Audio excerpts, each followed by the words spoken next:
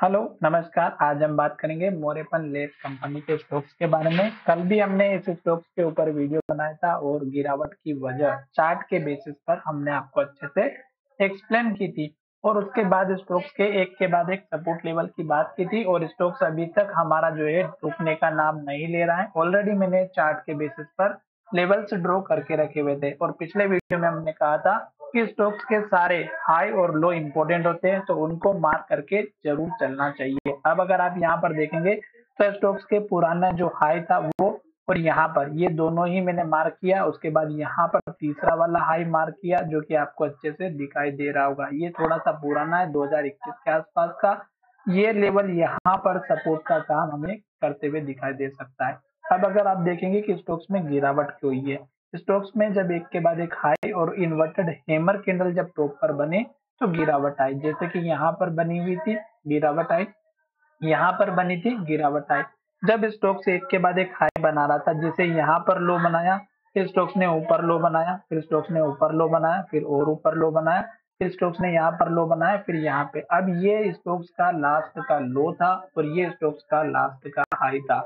जब स्टॉक्स एक के बाद एक हाई बनाता है तो हमें वेट करना चाहिए और जब अगर स्टॉक्स एक के बाद एक लो बनाता है तो हमें नई फ्रेश एंट्री या एवरेज नहीं करना चाहिए। तो यहाँ पर इन्वर्टेड हैमर कैंडल में जब टॉप बना था तब हमें यहाँ पर चेकआउट करना था कि नेक्स्ट ट्रेडिंग सेशन में स्टॉक्स की सिचुएशन क्या है। और दूसरे दिन फिर स्टॉक्स ने इन्वर्टेड हैमर बनाए और ये साबित किया कि लो के पास आकर के स्टॉक्स रुका हुआ है और दूसरे दिन का हाई भी ब्रेक नहीं हो पाया। तो ये इन्वर्टेड हैमर ये साबित कर रहे थे कि लो टूटेगा तो स्टॉक्स नीचे जाएगा और उसके बाद एक के बाद एक रेड कैंडल और लो बनाते हुए स्टॉक्स नीचे आया। इस सपोर्ट को तोड़ने के बाद फिर स्टॉक्स ने यहाँ पर लो बनाया और इस लो को तोड़ने के बाद अब एक के बाद एक फिर से रेड कैंडल और लो बनाते हुए नीचे जा रहा है। ऊपर जाने की जो ताकत थी वो यहाँ पर इस कैंडल के हाई के आसपास जाकर के रुक चुकी और इस कैंडल का जो लो था जो लगभग 93.50 का था, तो इस कैंडल का जो हाई है अगर आप देखेंगे 94 के आसपास का है। तो यहीं से प्राइस को रिजेक्शन मिला और फिर से धीरे धीरे नीचे की तरफ आ रहा।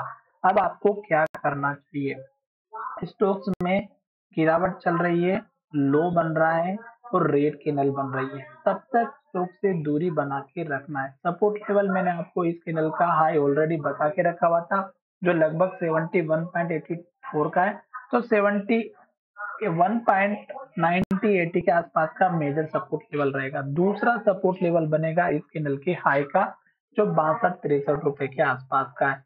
अभी स्टॉक्स नीचे जा रहा है, जाने दीजिएगा, जल्दबाजी बिल्कुल ना करें। मार्केट में गिरावट चल रही है तो ऑब्वियसली ये लेवल ज्यादा देर तक होल्ड नहीं कर पाए और फिर स्टॉक्स नीचे चला जाए। आज के दिन हल्की सी रिकवरी आने के पीछे का रीजन यही है कि पीछे अगर आप जाकर के देखेंगे तो ये स्टॉक्स जो है इसी लेवल पर 2 से 3 बार टेस्ट कर चुका है जो कि स्ट्रॉन्ग लेवल है। इस कैंडल का हाई, इस इन्वर्टेड कैंडल का हाई और इस इन्वर्टेड हैमर कैंडल का हाई।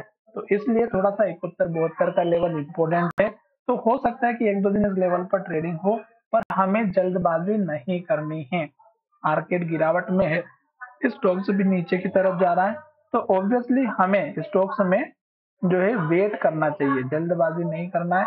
साथ ही अगर आपको और भी कुछ समझ में नहीं आता है तो आपको केवल यहाँ पर वीकली चार्ट को देखना है और वीकली चार्ट में अगर हमारी कैंडल रेड है, जैसा कि आप देख सकते हैं कि रेड कैंडल बनी है, पिछली कैंडल के लो को भी तोड़ दिया है और जो लास्ट का लो था उसको भी तोड़ दिया है, उसके नीचे क्लोज होते हुए दिखाई दे रही है। तो इसका मतलब ये है कि हम इस तरह की रेड कैंडल जैसे यहाँ पर बनी हुई है, जैसे अब यहाँ पर बनती हुई दिखाई दे रही, तो इस तरह के लेवल्स में या इस तरह की कैंडल में हम एंट्री नहीं करेंगे।